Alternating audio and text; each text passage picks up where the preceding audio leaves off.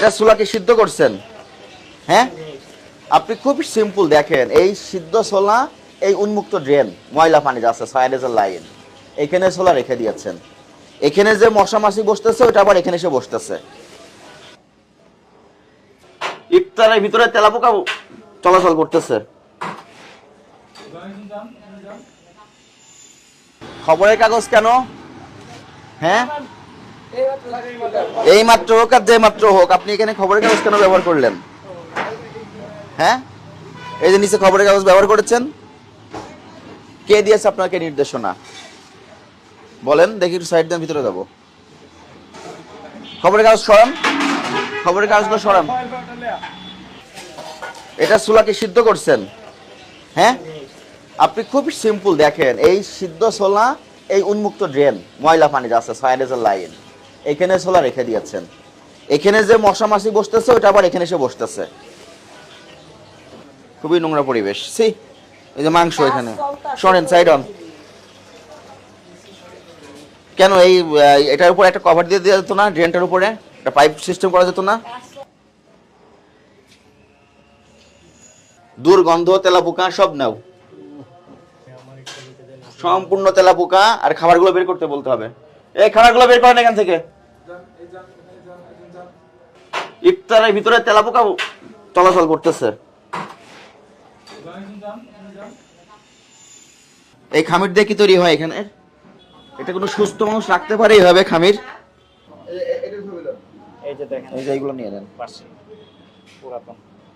আজকে আবার গরম করে খাওয়াবে, তাদের একটাই উদ্দেশ্য, বাসিটা আবার গরম করে খাওয়াবে। এগুলো পুরাতন না? এগুলো আমি কি করে বুঝবো আপনি ভোরবেলা করেছেন না গতকাল করেছেন? না, এটা তো ফ্রিজে রাখা যাবে না। এটা কি করবেন এখন আবার?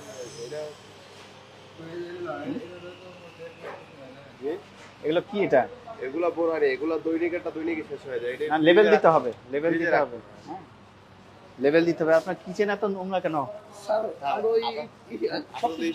ঢাকা শহরের যে ডাস্টবিন, সবচেয়ে খারাপ ডাস্টবিন যেটা আছে, তার চেয়েও খারাপ এটা। আপনার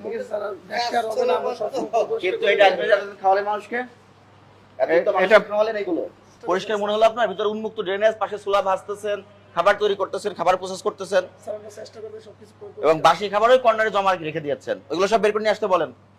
এবং এই যে আপনার স্টাফকে ইয়ে আছে ড্রিঙ্কস, সবগুলোতে লেভেল দিতে হবে। যান বের করেন। এই যে এগুলো তো সব পুরাতন খাবার, এই যে এগুলো সব পুরাতন। আপনারা এগুলো আবার আর এগুলো সব বাইরে বের করেন। এই ফ্রিজেও আছে, সব খাবারগুলো এক জায়গায় করেন। কতটুকু দিয়েছেন এই হাইড্রোজ? ধরেন, জিলাপি তো উপরে বানাইছেন না? হাইড্রোজ কি পরিমাণ দিচ্ছেন? এটা কি পরিমাণ দিচ্ছেন? সামান্য। আপনি কেমিস্ট? কেমিস্ট আপনি? কতটুকু দিয়েছেন এই হাইড্রোজ? ধরেন, জিলাপি তো উপরে বানাইছেন না? হাইড্রোজ কি পরিমাণ দিচ্ছেন? এটা কি পরিমাণ দিচ্ছেন? সামান্য। আপনি কেমিস্ট? কেমিস্ট আপনি? কারিগর আপনি? আপনি জানেন জিলাপিতে হাইড্রোজ দেওয়া নিষেধ? এটার নাম কি বলেন? আর এটা দুইটা দুই কৌটায় রেখে দুই জায়গা থেকে কেন দিচ্ছেন তাহলে? এটার পাওয়ার কম, এটার পাওয়ার পাওয়ারও আছে এটার। এই পাওয়ার দিয়ে কি করেন? দুইটা দিলে জিলাপি হয়। জিলাপি হয়? এটা না দিলে জিলাপি হয় না? ওই যে পচা লাগে। পচা লাগে মানে স্বাদ হয় না? পচা দিলে মচমচে হয় না? এটা দিলে মানে এটা দিলে মচমচে হয়। এটা হাইড্রোজ, এটা খাবারে নিষিদ্ধ। এটা কি কারণে নিষিদ্ধ জানেন? এটা সোডিয়াম হাইড্রোজ সালফেট। আমরা যে পোশাক আশাক পরি, সুতায় এই হাইড্রোজ ব্যবহার করা হয়, অথচ আপনি সেটা খাবারে দিয়ে দিচ্ছেন। যেটা আজকে জানলেন, এরপর থেকে করবেন না। অনেক সময় স্যার এটা লাগেও না। হ্যাঁ, তাহলে দিচ্ছেন কেন? এটা দিলে তো মানুষের কিডনি বিকলাঙ্গ হয়। দেখা যায় উঠ করে এই খামিরে দিয়েছেন না? ওই খামির নিচে নামান। বলেন এটা কি? ওইটার মতো না, এটা বলে এটা না, বেকিং এক জিনিস না তো। আপনি নিজে খাবারের ভিতরে দেন, আপনি নিজেই জানেন না কি দিচ্ছেন। মানুষকে কি খাওয়ান আপনি এগুলো? এই এদিকে আসেন, আপনি এদিকে আসেন। আপনাদের এই হোটেল পরিচালনা করার অভিজ্ঞতা কতদিন, মানে কতদিন ধরে কাজ করছেন এগুলো? অনেকদিন ধরে। আপনার দেখে তো মনে হয় যে কিছুই জানেন না, একেবারে ফোন বন্ধ রাখেন এখন। কর্নারের বাসি খাবারগুলো বের করতে বলেছে অনেক আগে, সেগুলো এখনো সামনে দেখি। এটা তো কোনো হোটেলের ভিতরেই পড়ে না যে পরিবেশে আপনারা করছেন। তেলাপোকা খাবারের ভিতর থেকে দৌড়ে বেড়াচ্ছে। তারপর পিছনে ড্রেন খোলা। এই আপনার কারিগর নিজেই জানে না যে কি দিয়ে বানাচ্ছে জিলাপি। এই যে হাইড্রোস যে সে নিজেই জানে না, তার তো জানতে হবে এটা যে এটার ভিতর কি কি আছে। অপরাধের তো কোনো শেষ নাই। তারপরে ফ্রিজের মধ্যে বাসির খাবার ঢুকিয়ে রাখছেন সব। এগুলো আইনের চোখে এগুলো গ্রহণযোগ্য না।